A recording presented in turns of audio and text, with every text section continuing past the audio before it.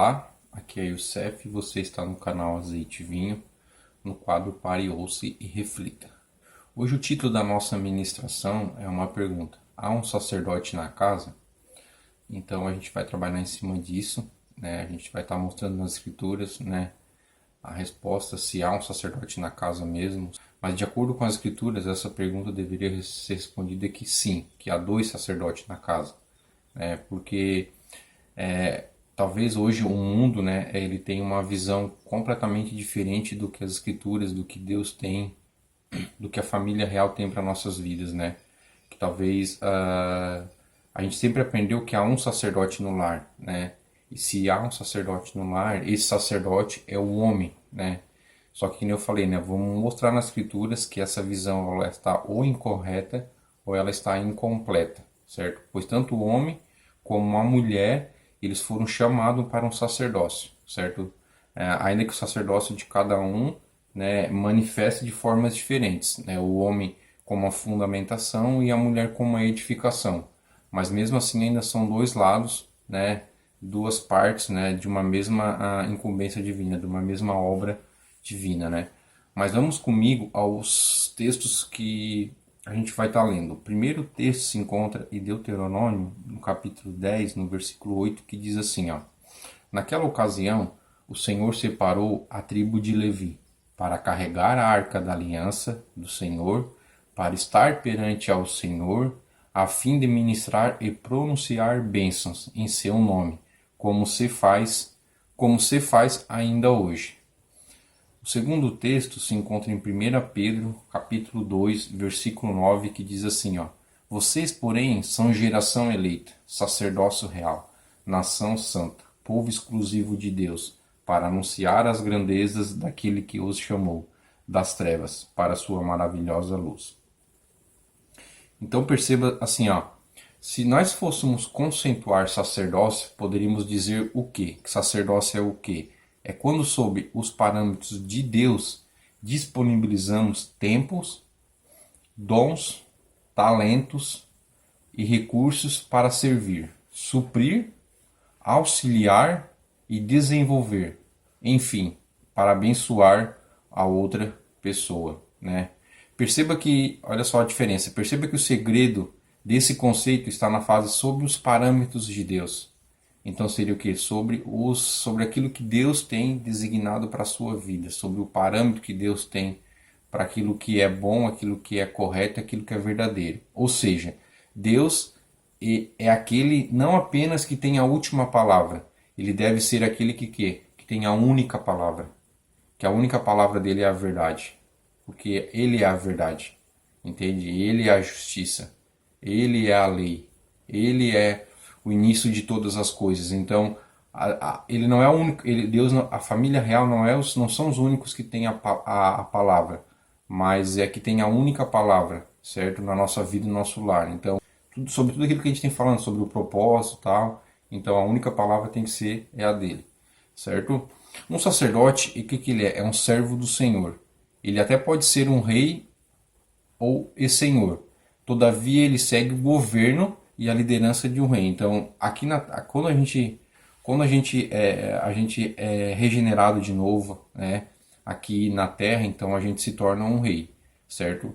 Só que a gente se torna um rei, mas só que a gente, ainda o rei, o início de todas as coisas é Deus. Ele é o início de tudo. Ele é o primeiro de tudo, da família celestial. Então ele é rei, ele é senhor sobre todas as coisas, certo? Todavia, nós seguimos um governo, que nem eu falei, uma liderança de outro rei, que esse rei é Deus, certo? Quando o sacerdote se esquece de que Deus é o rei e rei do Senhor, o que acontece? Ele corrompe o seu próprio sacerdócio, porque ele está querendo ser o rei dele próprio aqui na terra, certo?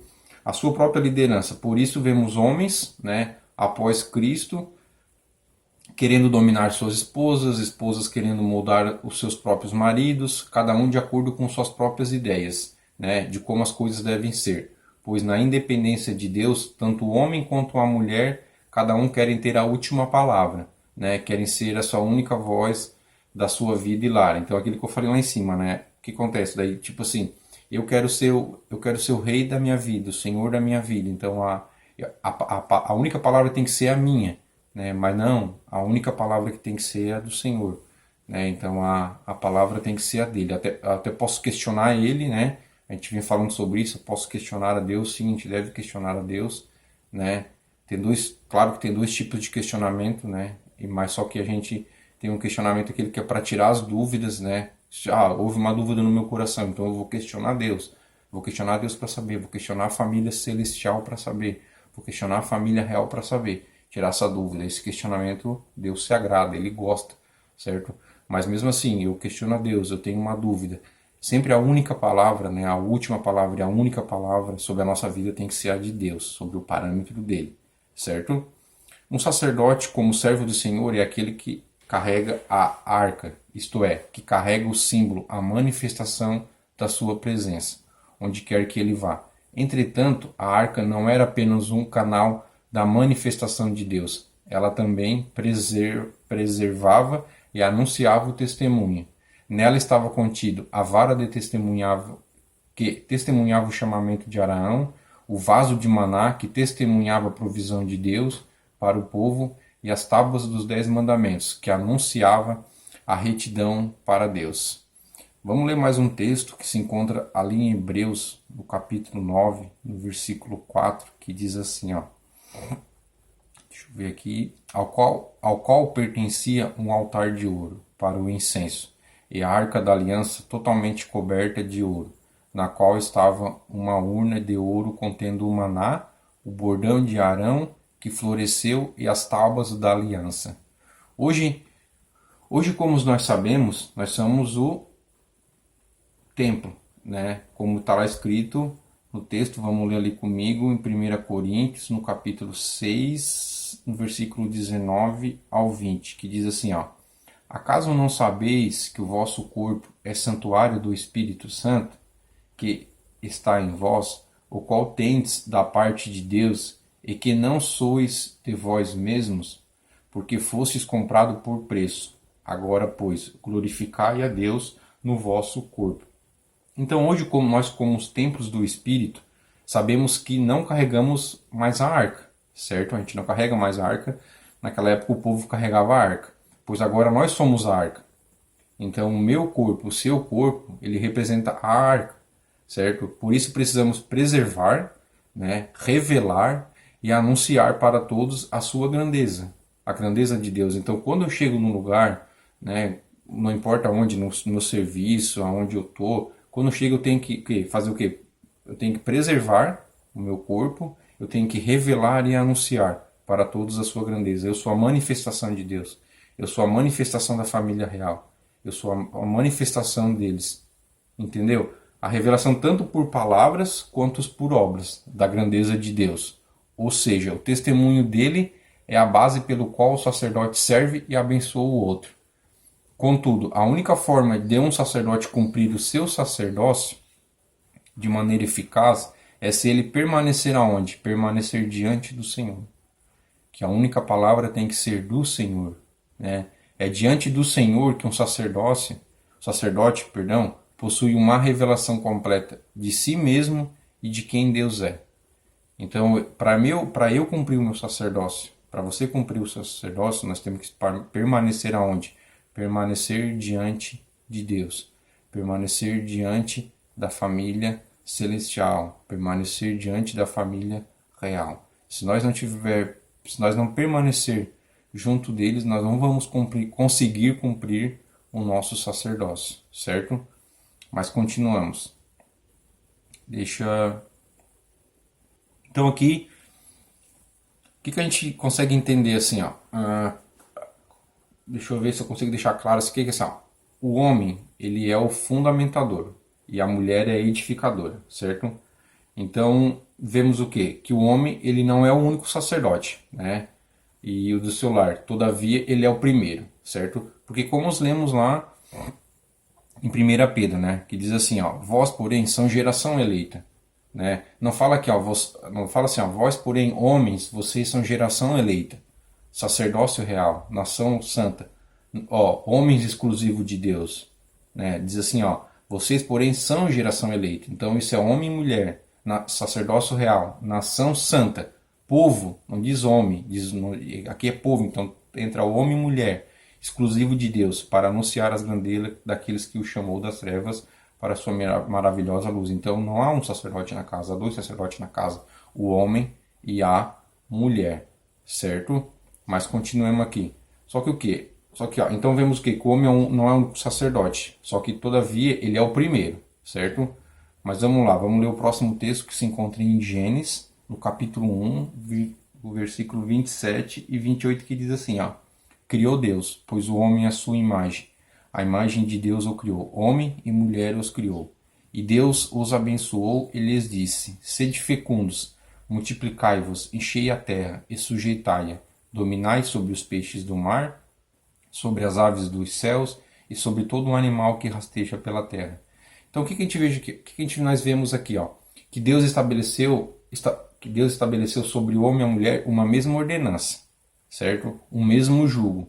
Entretanto, na execução dessa ordem, vemos então o chamamento primeiro do homem, que está lá em Gênesis capítulo 2, versículo 7, que diz assim, ó: Então formou o Senhor Deus ao homem do pó da terra, e lhe soprou nas narinas o fôlego da vida, e o homem passou a ser alma vivente. Então percebo que a criação foi tanto o homem e a mulher, o início de todas as coisas, mas a formação, o primeiro chamamento é de quem? Foi do homem. Então, há dois sacerdotes na casa? Sim, há dois. Mas o chamamento primeiro vai ser sempre do homem. O homem vai ser o início das coisas dentro do seu lar, certo? Então Deus chamou o macho primeiro e depois a mulher. E por que é assim?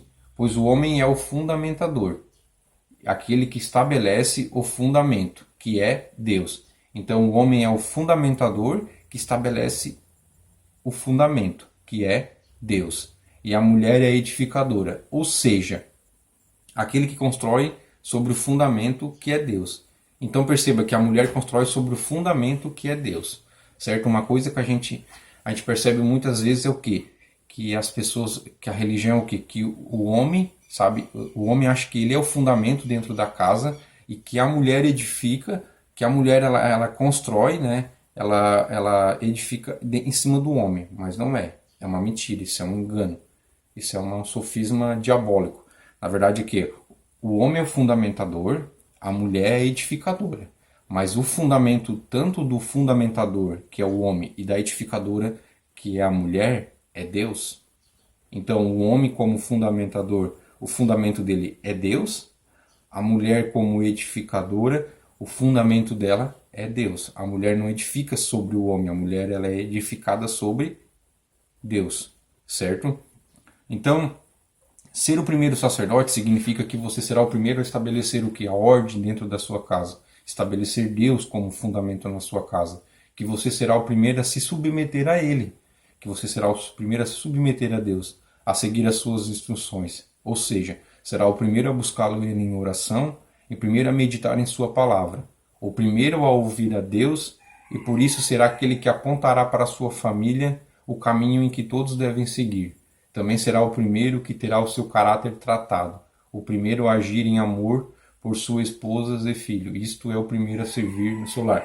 Perceba que é Josué, eu acho que fala assim, ele diz bem assim, ó, ele diz assim, ó, eu e minha casa serviremos o Senhor. Perceba que ele diz, então primeiro eu servirei a minha casa, eu servirei ao Senhor e depois a minha casa servirá ao Senhor. Então o início foi ele. Ele diz assim, ó, aqui nessa casa a gente vai viver dessa forma, eu vou viver nessa casa dessa forma e vocês todos vão viver dessa forma também. Mas o início, né, sempre vai ser o homem buscar todas as coisas, tanto a oração, a meditação, ao tratar o caráter dele. Deus sempre vai dar início no homem, certo? Já a mulher é a edificadora da família. A mulher sábia edifica a sua casa, mas com as próprias mãos a insensata derruba a sua, que está em Provérbios capítulo 14, versículo 1. Ela é quem constrói sobre o fundamento, ou seja, ela é quem termina a construção.